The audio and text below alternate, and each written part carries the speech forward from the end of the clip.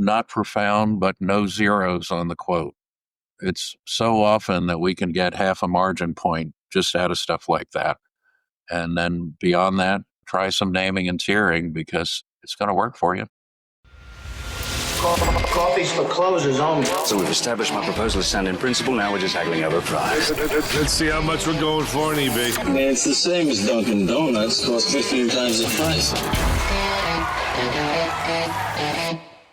Today's podcast is sponsored by Jennings Executive Search.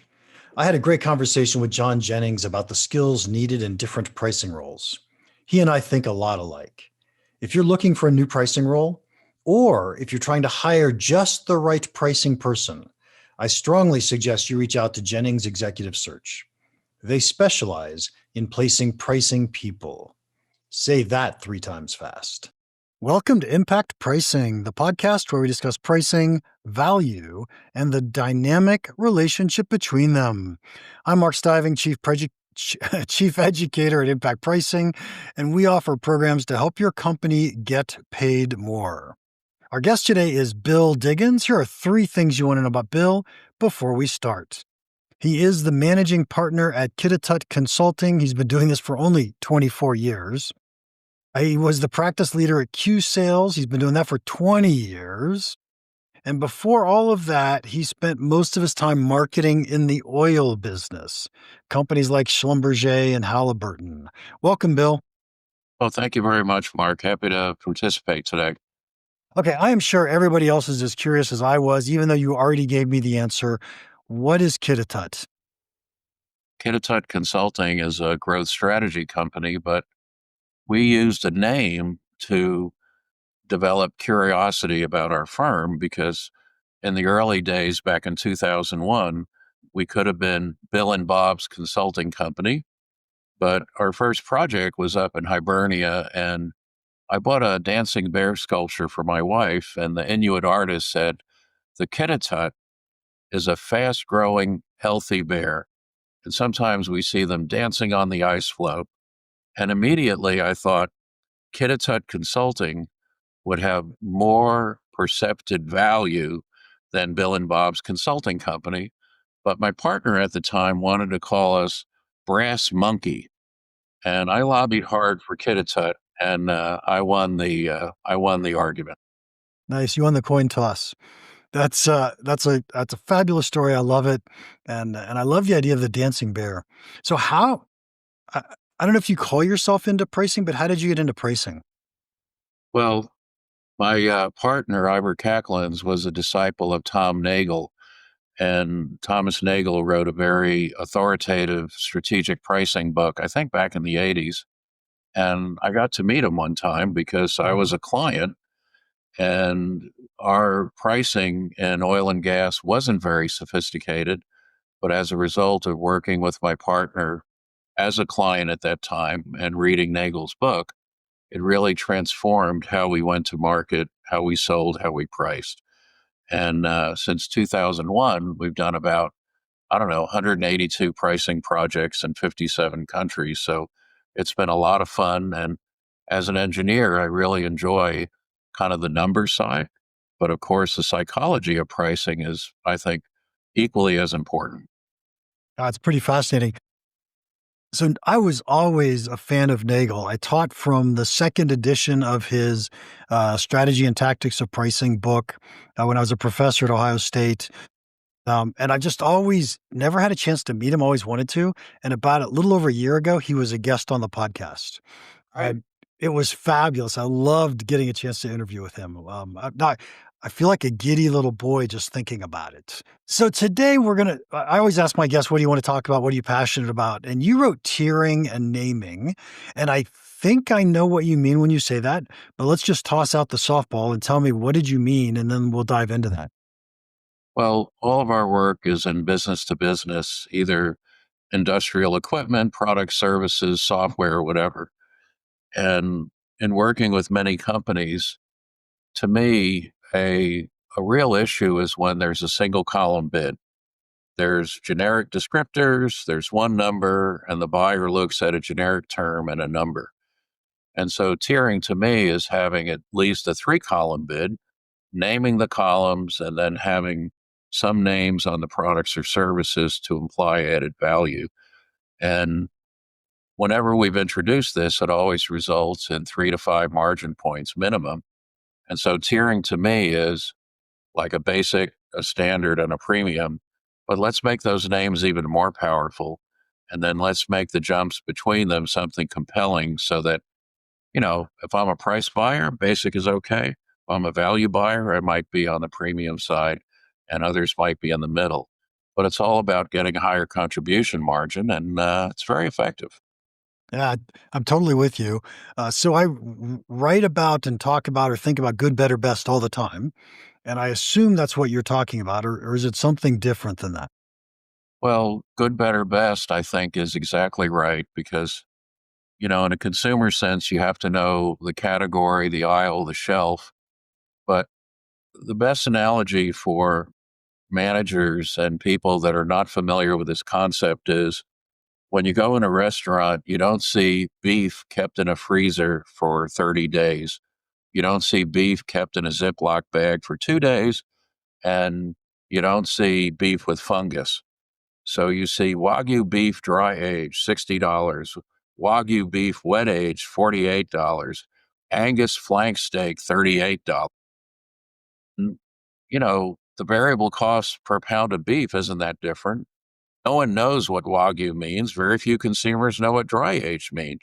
But if they looked at the menu and they saw beef kept in a freezer for 30 days or 2 days in a Ziploc bag, they never order it. So, Starbucks is the obvious, everyone knows the Starbucks story, tall, grande venti. But I think restaurants are really good at having 4 and 5 tier menu items to get buyers to appreciate that the Wagyu steak dry age tastes better than the wet aged. And Kobe beef, if it's on the menu, is like a super premium. Yeah, so it's certainly interesting that they give it. Restaurants are fabulous at giving interesting names to products to make them sound way more attractive than they would. Definitely buy that. But let's apply this to B2B.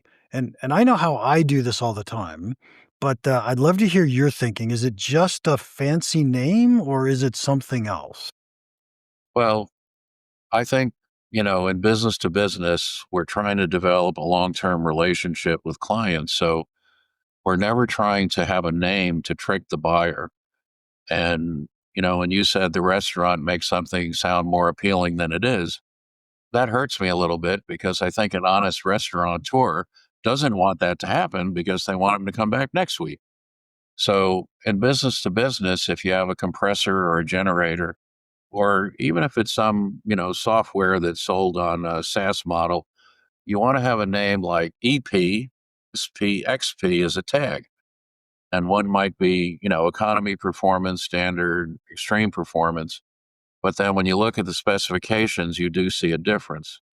And I will have a caveat. If as the supplier, we engineer a motor or a generator, which is exactly the same, but it'll operate at 100 degrees or 500 degrees or 5,000 psi or 25,000 psi, we engineered that flexibility. And even though the variable cost of the motor is identical, I want to be able to sell it at an economy price in a benign environment and at a premium price in an extreme environment because I put jillions of dollars into creating this thing. And I get more contribution margin by doing that. And it doesn't matter if it's a butterfly valve that's used offshore, it gets a high price, or a butterfly valve that's used in Starbucks. I demand the right to segment that price to the outcome, the value the buyer gets. Yeah, and what's often true is that the buyer doesn't know that it was capable of doing that. So I was in the semiconductor space a lot, and we would frequently create semiconductors and just de-specify it on the spec page, even and give it a different part number, even though it was the exact same silicon, so it would perform the same as something else, but it was only guaranteed to perform at some lower level, so we could sell it at a lower price. Good. I think that's ethical. I think it's correct. You made the capital investment. You've taken the risk. You've got the sales force. You got the support, the whole bag of beans. I need this chip to perform this function in a transistor radio. I also need the chip in a spaceship. And I don't want the Apollo astronauts to go up in smoke. So I'm going to, pay a lot for that chip and I don't want it to fail.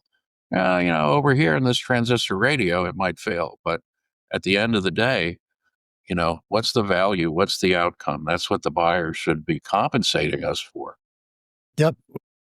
Obviously, we think exactly the same. So let's talk about naming for a second. And let me share with you how I try to teach naming on my good, better, best. And so the first thing I try to do is make sure we've identified a set of features or outcomes or specifications that solve a specific problem for a buyer, right? A reasonably important problem. And so I make that the better product. So I think of good as a minimum viable product, somewhere in that ballpark. Better is that, plus I'm going to go solve another important problem. Best is I'm going to go solve another important problem. And I like naming the different tiers based on the problem sets I'm solving, as opposed to, XPSP, whatever, something that has true meaning. What do you think of that? Oh, I like that. You might have low ROI, medium ROI, high ROI. I think the product itself deserves to be named, not only the tiers. And unfortunately, when we do naming work, there's about 10 different ways to name based on curiosity or evocative of a feature or a benefit. I'm sure you're aware of that. And analytics tend to think that feature evocative names are really ideal. But amiables and expressives are about half the population, and sometimes they like curiosity names. So one of the projects we were involved in, we fought hard to kill off a name called Boss Hog. And we thought, wow, this is a terrible name. But actually, Boss Hog was very evocative to the field buyers who were buying this product. And it really made a great deal of sense in terms of how it was tiered. Even though technically it didn't convey anything, it made an emotional response to the buyer, which was very important because it was rather generic in some ways, but it did have some reliability features and it was the boss and it was big and it was a hog. And these guys were all hunters and they had boss hog caps and the whole bag of beans. And it was completely different than some of the other techno-nerd names that were out there. Yeah, especially it sounds like they'd built a really good brand where people loved it. Yeah. So changing that makes no sense. So let's talk about tiering for a second. How do you decide what features go in what tiers? Yeah. Well, obviously, customer segmentation, any type of research you can do with the end user is really important because some of the features are, parity. And, if you can pick out a differentiator that adds economic value, that's the thing you want to focus on. So we're all about, there's 17 features. 3 of them might have points of differentiation. What's the point of differentiation that is the high economic value? That's the one I think we want to focus the buyer on because when the buyer says, there's a lower price one or there's 2 prices that are the same, we can say, well, wait a minute, that is a good product. We'll admit that. What's different about our product is the fuzzball encapsulator uses tungsten carbide O-rings. And that means, blah, blah, blah. So I like to do, what's a point of differentiation that really creates economic value if there is one? And then, try and build your tiers and your names around that if possible. So, can you go a little deeper into this? Because let's make the assumption that a competitor has good, better, best products as well. And so now we're trying to do differentiation, but I could differentiate at each one of those 3 levels. Well, sometimes, in industrial space, PSI, temperature, run life, whatever, could be rather similar, but then payment terms could be different in the column. Technical support. You might have one column where there's no KPI tracking and another column that does. And so if you could find those service and support payment terms. Another thing which I love about our tiering is on the bottom, we never say price, we say investment. And right above the price, we usually have incentives like no incentive in the basic column, but in the standard column, the 13th unit is free. And in the high end column, they get half off maintenance and support after 11 months or, whatever it is. So what you're doing is you're forcing the buyer to make a trade off. Just like recently when I went in to buy a car and I negotiated the price very successfully. And the finance manager, even though I was paying cash, gave me a 7-column bid. Column 1 had about 13 things covered: wheels, windshield, the whole bag of beans. And this one over here just said, free wash job when you come in. And so even though I'm experienced as a negotiator and pricer, it really took me time to figure out, do I want this? Do I want that? Do I want that? Making the buyer look at trade-offs is very important, and making prices harder to compare is essential. The only time you want prices to be easy to compare with the same benchmark is when we're the low-cost provider and we're trying to do a gain share.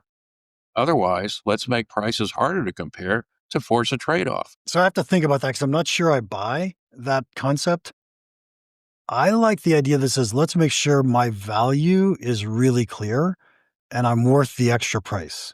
So I don't care that I'm more expensive. I care that that it's worth it.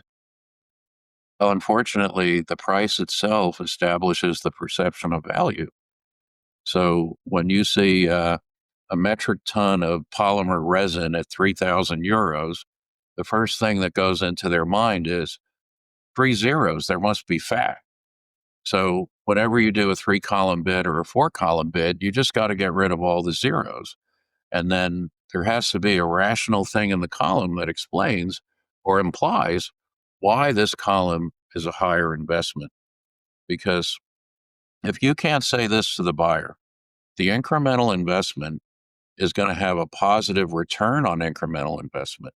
So the economic value is higher, or at least 50% of the incremental investment. So the internal rate of return is 50% or 100% or more. And then you're golden. Now you've got everything you need to defend that price. I'd love that. I think that's perfect.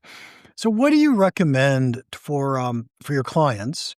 They get an RFP from a potential buyer, and obviously an RFP is asking for a price. Do you recommend they go back with tiered pricing? In some tenders, the seller believes that a non-compliant bid will be disqualified. And that may be true. Like in the construction or civil industry, that might be true. But we always find a way in the executive letter or the appendix or through options. So even if the bid is compliant, I actually prefer things like non-compliant bids where we have a lot of customer knowledge about their needs. And then we try and say, here's what you asked for and here's your price, very upfront. And that price will be higher than the variable cost and we'll do the job. But here are 2 alternatives. So I think having an executive letter or a summary, and it can't have puffery. So a lot of these tenders, the seller answers with, we're so honored to answer your request. But then the title of the tender says proposal or response. And every title, every tender that we coach has an economic benefit in it. So it's going to say X solution to reduce risk and lower the total cost of operation. And that whole tender is going to be built around why us, why not them, what do you get, and why is it true? And if you have those points in there with alternatives, chances are you're going to have a disruptive bid, which will, the buyer will take the time to kind of evaluate. So I'm big fans of presenting alternatives. Yeah, I think that's a great idea. I haven't heard of anybody who got rejected because they proposed more than one alternative. The other thing I usually recommend, and I think it's consistent with what you just said, is that when you're applying to an RFP, especially if you're going to quote outside what they requested, talk about why, right? What is the value of this incremental feature, of this incremental capability? What's the ROI that you're going to get from that, essentially? Yeah. And even if you can't give a hard number, you give a range like tens of thousands of dollars or several million or whatever it is. And, you know, to me, you probably shouldn't answer the bid unless you really understand as much as you can what the needs are, because how do you know you're not being thrown in to lower someone else's price? So I think the more upfront you can do to understand it, the more dialogue. And by the way, the sales process itself, if the sellers are using concepts like, let's set up a networking meeting to talk about best practices, that name is way different than lunch and learn or presentation. As soon as you say presentation to a buyer, it's a death march PowerPoint. But if you say networking best practices meeting, then when you deliver your tiered bid and offer, you could have a column in there saying networking meetings, value chain labs, KPI scorecarding. And they say, what is all this stuff? And I say, well, that's the way we're going to demonstrate this value. And you're going to be able to use the product and service more effectively because we're having this exchange of ideas with you. Now we're your partner. Yeah. Okay. So we've been talking about bids or RFPs. Let me toss out my thought. And I actually say this to people all the time. For my own personal business, they say, hey, we're going to send out an RFP. I say, don't bother sending it to me. Good. Let me tell you what I do. If you're interested, great. If you're not, that's totally okay. Yeah. Well, I'm the same way. And it even goes so far as, fill in all these bloody forms to be a vendor and, all this stuff. And we'll say, well, you know, uh, we're kind of senior guys. We're a little bit busy. We'll sign an NDA, but we're not going to like fill in this procurement stuff for you. And people, start to pay attention. A big conglomerate hired us because one of the board members said, you need to hire these guys to help with pricing. And I know they're a little bit upset with that, but the contract was 183 pages. And we just said, well, we're not signing it. And we still got the work. So I think politely pushing back is probably appropriate. And, you know, I've had cases where they said, well, look, you didn't get chosen. I said, well, what do you mean? They said, well, we offered this job to, A.T. Kearney and McKinsey and Deloitte. And unfortunately, your price was too low. I said, yeah, right, because we don't have a lot of MBA kids running around and we don't do 800-pound page PowerPoints. Well, it didn't look very impressive. So what I learned is I probably should have had a factor of 10 on that, but I feel bad about that because it doesn't cost that much. So I think it really is a judgment call, but I don't like participating as a coach or an advisor when they're saying, what's your price and blah, blah, blah. I'd rather say, choose us based on what we're good at. Yeah, I'm totally with you. The other thing I did the other day, just because I didn't want to fill out a contract, right? It's like, no, I don't want to read your contract. I don't want to use your contract. And they said, really, would you please? I said, okay, extra $5,000 on the bid and I'll read your contract. Cool. I like it. It's like, okay, we can manage. Excellent. So where am I missing that we need tiering? Well, I like to think about customer segments as they're loyal, they're repeatedly buying the product and service. I don't necessarily need a 3-column bid or a complicated quote. They call up, do you have it in stock? We shoot them a number. We try and get a little uplift if possible. But at the end of the day, it's like, I don't want to waste time on high transaction business that's locked in. I want to spend time on when it's going to be chosen based on value or on the scale. Value says performance matters, and scale says, are you big enough to service in ways that are going to be, profitable to us?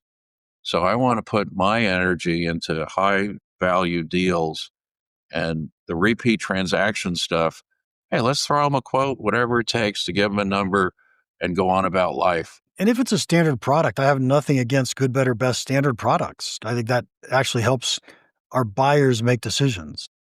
Yeah, no, I'm with you on that. And I think, too much of pricing, as we all know, since we study this field, is, we mark it up 50%. wow, or the guys charge this. And it's just so sad because getting to the economic value actually isn't that difficult. And then when you make a change and they see the fall through, it's like, we're printing money. Okay, I have to share my last thing that I typically think of when I do good, better, best, and I'd love to hear your thoughts. I think I said this already. The good I think of as a minimum viable product. The better I think of is probably what they actually asked for. And then the best, I think of that as an advertisement of what it is we could possibly do for you. And so it might be a really expensive thing. And sometimes people buy it and you smile and say, hey, isn't that awesome? But even if they don't, we just said, look, we're way better than what you're buying. No, I love that. One thing that comes to mind, Mark, is an experience where the client was very reluctant to use a 3-column bid, and we spent a lot of time on it. But the feedback was so, rewarding because they said, we presented it. And 2 guys from the client side got up and started rearranging the chart. And then at the end of the day, we were 16% higher because through coaching, we knew to say, well, no, we're not getting that for free. You're not doing this. And then we had a lot of the data on our side, but while they were rearranging the tier, we just sat back and looked at our phones like we were doing some calculation. We were actually like checking our texts. And then we just shot some numbers out there and we just, got higher margins because now the buyer thinks I'm customizing this. And unless you have that high super duper column, they don't even know that you can do that stuff. Why don't we tell them? Yeah, I think that's great. Bill, this is fascinating, but I'm going to start to wrap this up. Here's the final question. What is one piece of pricing advice you'd give our listeners that you think could have a big impact on their business? Yeah, not profound, but no zeros on the quote. It's so often that we can get half a margin point just out of stuff like that. And then beyond that, try some naming and tiering because it's going to work for you. What do you mean by no zeros on the? Well, when you see a price, let's say, 3,000 or 30,000 or $3, it just implies to the procurement guy that there's fat. And if you have an odd number like $3.11 or $3,079, psychologically, it's just like iPhones always end in 99. That's one end of the spectrum. But I don't like zeros. And we downloaded 24,000 transactions. 60% of the transactions ended in 2 zeros or 3. And we eliminated all of that. And in 3 months, the fall through was $8 million. And I guarantee you that our consulting was like peanuts compared to that. So you have a lot of transactions, a lot of zeros, or you got a few transactions. Get rid of the bloody zeros because it's telling the buyer you got fat. But by the way, my dissertation was in price endings, right?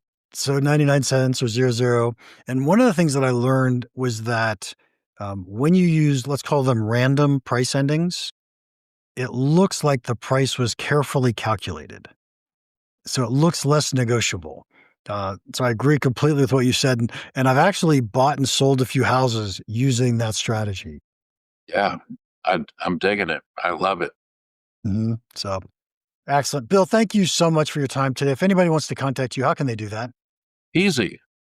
Bill@Qittitut.com. Now that's the complicated part because Qittitut is Quebec, India, Tango, Tango, India, Tango, Uniform, Tango.com. Qittitut, Qittitut.com. Thank you, Mark. I appreciate it. It's been fun. Bill, it has been. We'll put your email address in our show notes so people can find it. And even if you start out with QIT, my guess is that LinkedIn will find you. To our listeners, thank you for your time. If you enjoyed this, would you please leave us a rating and a review? And finally, if you have any questions or comments about this podcast, or if your company wants to get paid more for the value you deliver, email me, mark@impactpricing.com. Now, go make an impact. Thanks again to Jennings Executive Search for sponsoring our podcast. If you're looking to hire someone in pricing, I suggest you contact someone who knows pricing people. Contact Jennings Executive Search.